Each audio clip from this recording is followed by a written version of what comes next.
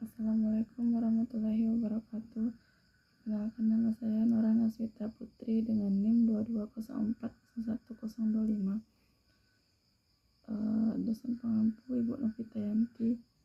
Saya akan menganalisis jurnal yang berjudul tentang mengoptimalkan kegiatan intrakurikuler keagamaan sekolah dalam menunjang kompetensi pembelajaran Al-Quran Hadis. Pengertian aktivitas. Aktivitas adalah perbuatan yang dilakukan siswa secara sadar untuk mencapai perubahan yang lebih baik. Prinsip-prinsip aktivitas dalam belajar dalam hal ini akan dilihat dari sudut pandang perkembangan konsep jiwa menurut ilmu jiwa. Dengan melihat unsur kejiwaan seorang subjek belajar dapatlah diketahui bagaimana prinsip aktivitas yang sudah terjadi dalam belajar itu. Kedua, jenis-jenis aktivitas dalam pembelajaran. Pertama, visual aktivitas yang berkaitan dengan membaca, perhatikan gambar, demonstrasi, percobaan, dan lain-lain. Yang kedua, oral aktivitas seperti menyatakan, merumuskan, bertanya, memberi saran, pendapat, mengadakan wawancara, dan diskusi. Yang ketiga, listening aktivitas sebagai contoh mendengarkan uraian, percakapan, diskusi, musik, dan pidato. Yang terakhir, reading aktivitas misalnya menulis cerita, karangan, laporan, dan menyalin. Yang B, kegiatan intrakurikuler. Pelaksana kegiatan intrakurikuler di sekolah menengah umum berdasarkan pada Peraturan Perundang-undangan Nomor 20 Tahun 2003 tentang Sistem Pendidikan Nasional dan Peraturan Pemerintah Republik Indonesia Nomor 19 Tahun 2005 tentang Standar Nasional Pendidikan. Minat dari peserta didik yang dapat ditingkatkan di luar kelas, konsentrasi dalam belajar, dalam hal ini disiplin yang ditanamkan oleh guru di kelas atau di luar kelas yang sangat berpengaruh akan keteraturan waktu dalam belajar. Minat dan konsentrasi dalam belajar merupakan dua faktor yang saling berkaitan. Sebagai suatu kegiatan interaksi, posisi guru sebagai pendidik dan pengajar perlu menyadari bahwa yang dihadapi adalah anak bangsa yang memiliki perbedaan karakter dan latar belakang, serta perlu memperhatikan perkembangan siswa baik secara individual maupun secara klasikal.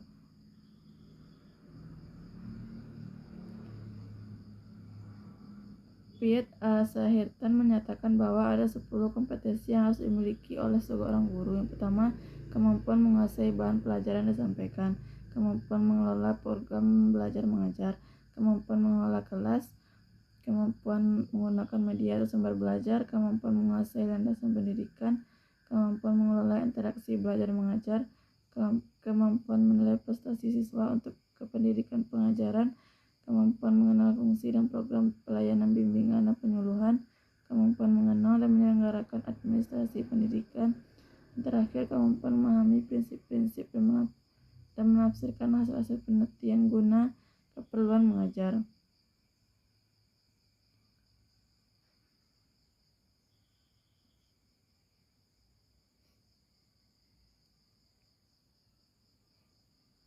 Sebagai implikasi dari struktur kurikulum SMK atau MAK dalam kegiatan intrakurikuler meliputi yang pertama, di dalam penyusunan kurikulum SMK atau MAK, mata pelajaran dibagi dalam 3 kelompok. Pertama, kelompok normatif, adaptif, dan produktif.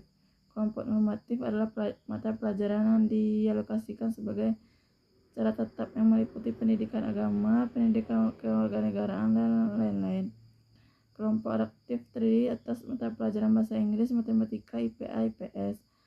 Kelompok produktif terdiri atas sejumlah mata pelajaran yang dikelompokkan dalam dasar kompetensi kejurusan dan kompetensi kejuruan. Kedua, materi pembelajaran dasar kompetensi kejuruan dan kompetensi kejuruan disesuaikan dengan kebutuhan program keahlian. Yang ketiga, evaluasi pembelajaran dilakukan setiap akhir penyelesaian satu standar kompetensi.